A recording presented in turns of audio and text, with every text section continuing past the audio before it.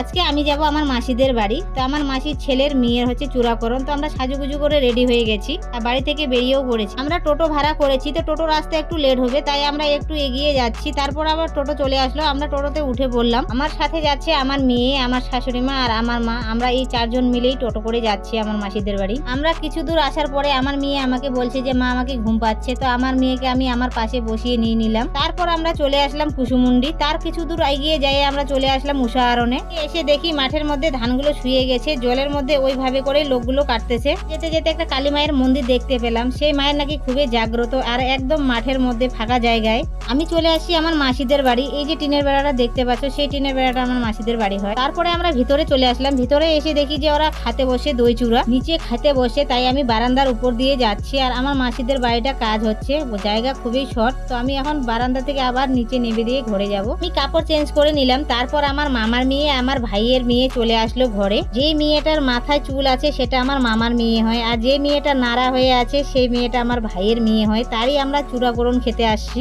আজকের মিনি ব্লগটা তোমাদেরকে কেমন লাগলো? যদি ভালো লাগে অবশ্যই লাইক কমেন্ট শেয়ার করবেন। যারা আমার চ্যানেলে নতুন আসো প্লিজ তারা সাবস্ক্রাইব করে নেবেন, আমার পাশে থাকবেন। তোমাদের ভালোবাসায় আরো যেন আমি এগিয়ে যেতে পারি।